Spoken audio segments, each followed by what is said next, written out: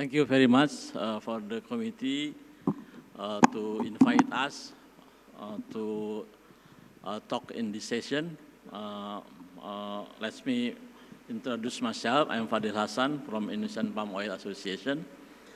And then the topic of my presentation today is on maintaining competitiveness of the Indonesian palm oil industry, challenge and opportunities. However, since the time allocated for me is only 7 minutes, so I'm going to very briefly through this presentation, and then what I call it, maybe we'll follow with some Q&A session. The point that I would like to make today is that actually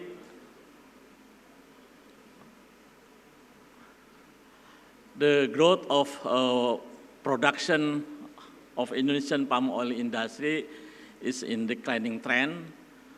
If you look at this figure, for example, we had a growth of 10%, but now we predict that in the next following years, we are going to have a negative growth. And the reason for this is because we had restricted the expansion of the oil palm plantation.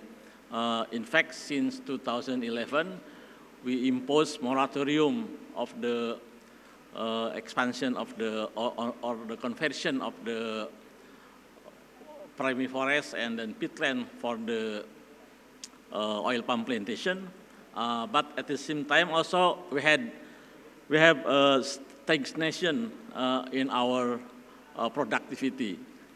So that's why the production growth is negative in the near future. So here, for example, we see that the production relatively stagnant in the last 4 years. Yeah? So that's for the supply side. Now, for the demand side, actually what happened is that demand continue to expand, but again, in the slower growth than before. In fact, that we expect that the growth of our export will be negative in the period of 2020 to 2025, while at the same time, the domestic consumption will increase considerably because of the mandatory biofuel program. Now we have blending policy of B35 in 2023.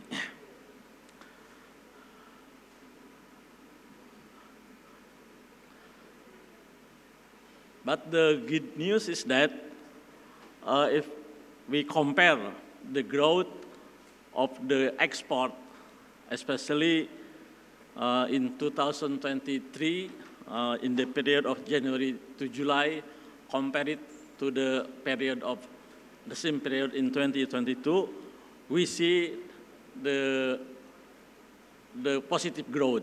Yeah? For example, in India, we see that the growth of export in 2023 compared to 2022 from January to July is around 86% already.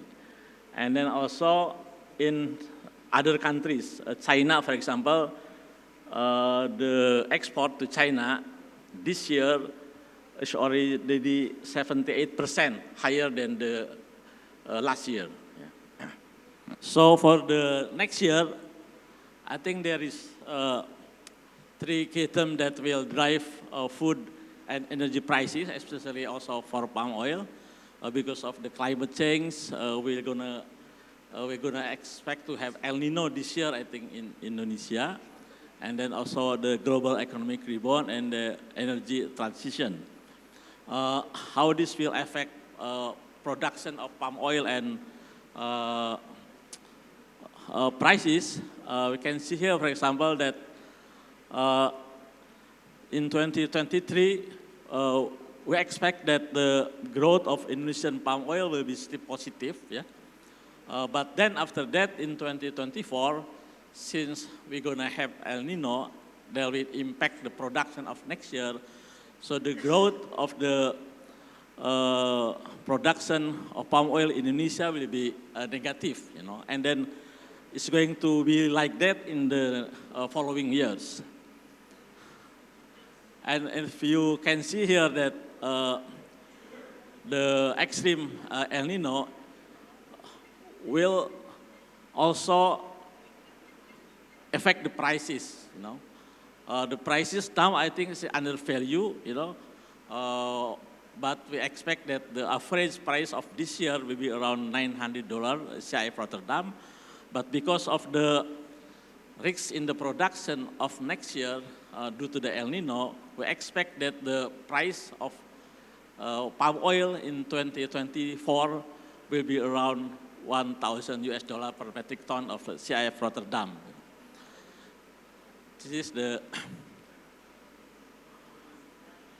so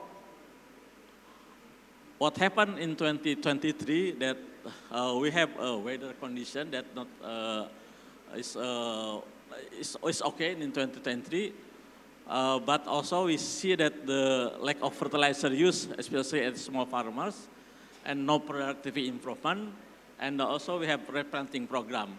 So meaning that the production will be tight also this year and then also in the following years. But we also have demand uncertainty because of the world economic recession, in increase in the palm oil consumption because of the China factor, and also for that matters in India, and an increase in domestic consumption of biofuel in the domestic market. And we will have a price volatility because of the weak demand, tight supply, and uncertainty in the market. This is my projection for 2023. Basically, what I project here is that the price of this year is around $900 per metric ton, and then will increase in 2024, and then the climate factor become determine of prices in 2024. Now, this is my last section of my presentation. What happened is in the Indonesian palm oil production is that we're gonna have tight supply in the following years, yeah, because of the productivity stagnation, and also because of the costs increasing, you know.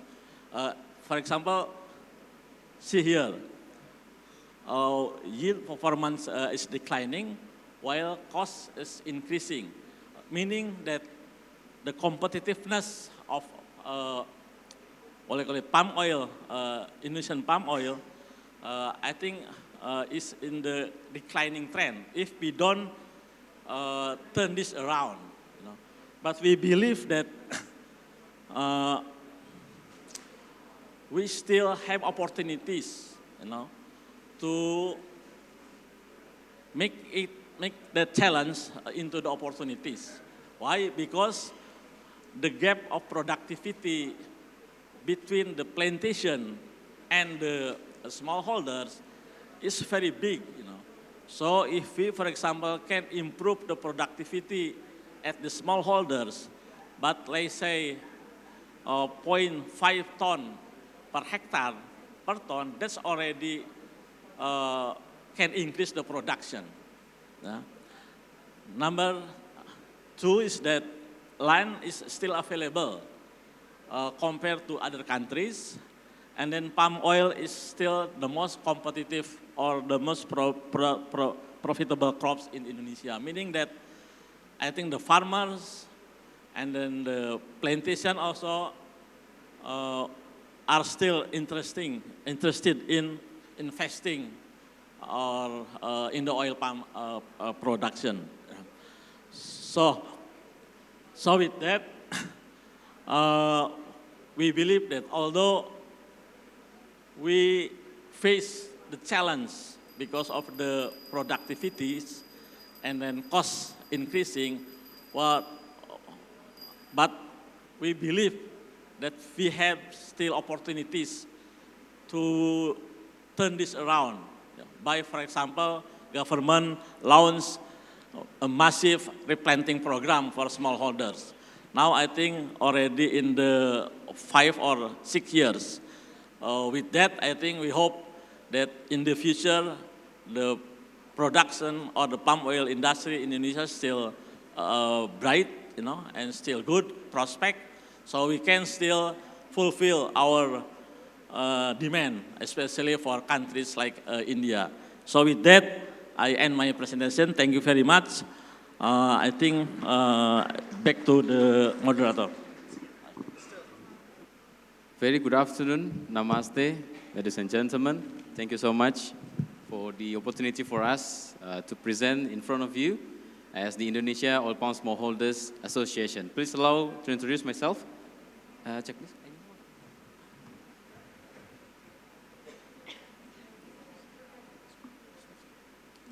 Yeah.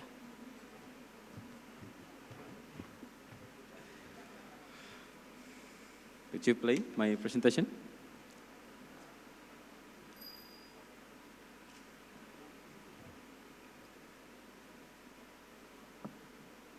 Okay. Ladies and gentlemen, please allow to introduce myself. My name is Djono Albar Burhan. I am the head of International Relations, Indonesian Oil Palm Smallholders Association, APKASindo. Because we only have very short in time, so I will be very brief. There are 2 delegates from Indonesia, from Oil Palm Smallholders Association. First, myself, as been mentioned before, that I'm the head of International Relations of Indonesian Oil Palm Smallholders Association. I'm the 2nd generation of smallholders, so I'm the direct smallholders, and I got the land from my father, and now I'm becoming the oil palm smallholders. Even though I did my master's degree in New Zealand, but I went back to Indonesia to become the smallholders of palm oil. And I'm with the Secretary General of APKASindo, Dr. Rino Afrino, and both of us will present about the oil palm smallholders. Because it's very brief, so please bear with me. I just want to mention some things that Indonesia is very vibrant. It's very similar to India, if I'm not mistaken, because India is very vibrant. There are so many cultures, so many different languages, and it's the same with Indonesia. It's very vibrant. There are so many languages, so many people, so many cultures in Indonesia. That's one of the similarities that we have. And we, APKASindo, Indonesia Oil Palm Smallholders Association, we are from Sumatra Island up until to the Papua Island. So we are the biggest oil palm smallholders association in Indonesia. There are 16.38 million hectares of palm oil land in Indonesia, and smallholders are the 2nd biggest player in Indonesia. Indonesia is the biggest producer of palm oil, and smallholders are the 2nd biggest player of palm oil industry in Indonesia, which consists of 6.72 million hectares of land owned by these smallholders. There are 2.6 million smallholders. That's only 1%. If you calculate with the wife, with the children, there will be around 16 million smallholders across Indonesia, and people who work directly and indirectly from the industry of palm oil. This is the picture that I understand that we already know that this is palm oil. As we know, the palm oil is a very productive crop, and it only consists of 7% of total vegetable oil land in the world, and it produces 4.27 ton per hectare per year. So it's very productive. And as we know, I got the data from the UN that the population grow from year to year, and it will be expected the population will grow in 2052 up until 10 billion people in the world. So meaning that we need to fulfill the needs, we need to fulfill the tummy of everyone in the world, and we believe that palm oil will be one of the solution of this issue, because we need to fulfill every single one's tummy.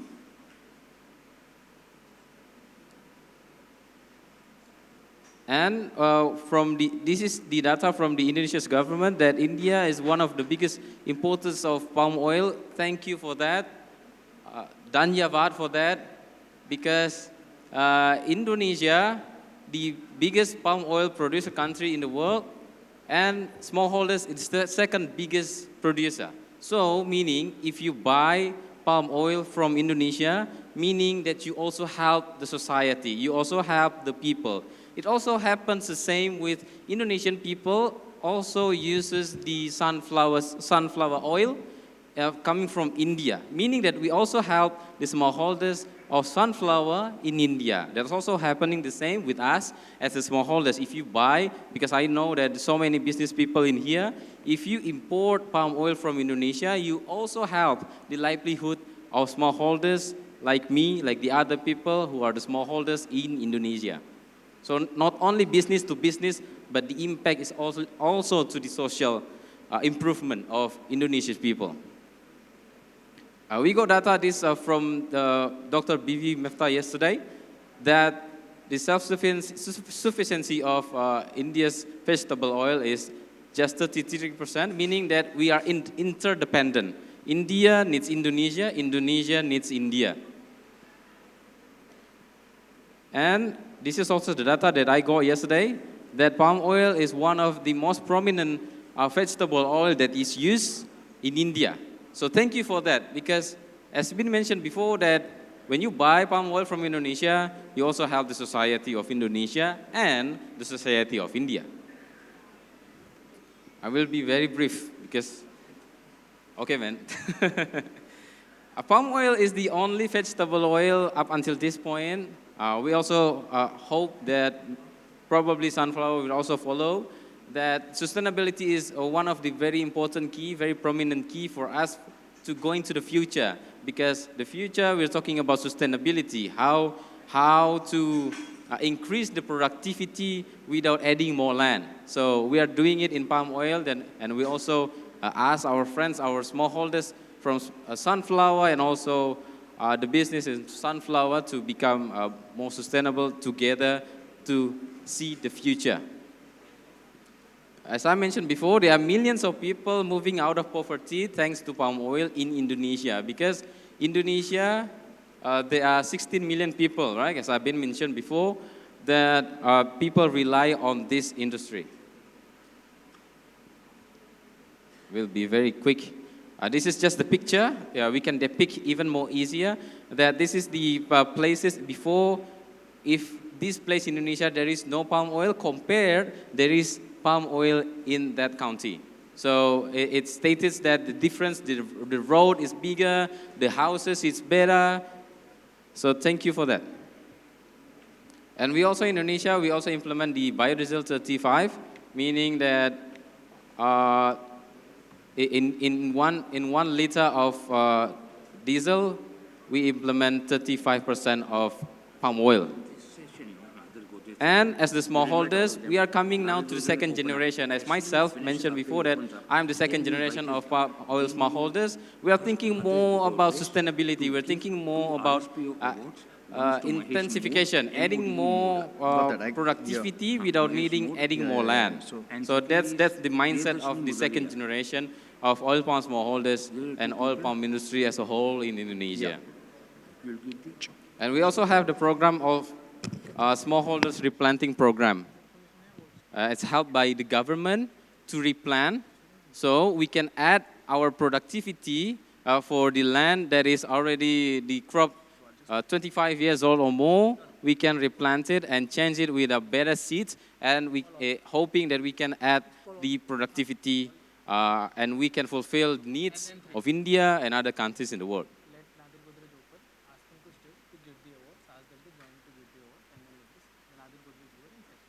And also in Indonesia, we have, as I mentioned before, that we have Indonesia Sustainable Palm Oil Certification that is locally.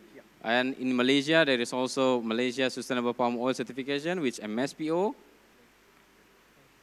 ISPO, what we understand is that it is assisting oil palm smallholders to achieve intensification, as I mentioned before, and implementing good agriculture practices, and improving supply chain traceability of Indonesia palm oil, so may improve the credibility. And increasing the FFB or the fresh fruit bunch production of oil palm smallholders. Okay, a little bit more. This is we are going to recap. So, the impact of palm oil cultivation is that first, of course, agricultural sector development in Indonesia. The second one, education improvement of the people, of the society, of the smallholders in Indonesia, in the rural areas, creating job opportunities, emerging new hub in rural areas, more affordable daily needs, and reforestation. So we are achieving at least 9 of the SDGs from the palm oil. Imagine if there is no vegetable oil, palm oil, if there is no palm oil, if there is no sunflower oil. So we want to achieve the SDG. So with vegetable oil, we can achieve SDG because it's also helping the society and also the people. This is the picture of kids of Indonesia. Look at how happy they are. They are the 3rd generation of palm oil, and they are walking through the lawn and going to the school. For Indonesia, oil palm smallholders are the real heroes. The real heroes for the economy, for the renewable energy, for the people, and hoping for the world. Because together we need vegetable oil, palm oil, sunflower, and together with palm oil, we foresee a brighter future. I'm Djono Albar Burhan. Thank you so much. Thank you so very much. Indeed, a big round of applause, ladies and gentlemen. And may I now take the pleasure of inviting Mr. Sudhakar Desai, the CEO, Imami Agrotech Limited, and the President, IVPA, to kindly now present mementos to felicitate our speakers.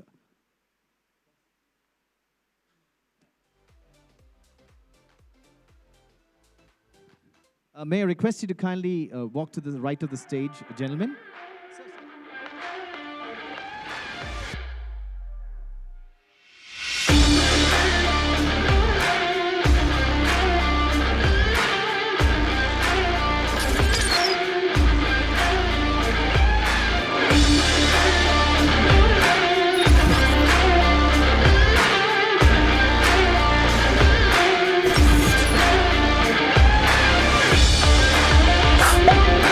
Dr. Fadhil Hasan, thank you so very much, sir. IPOA 2023.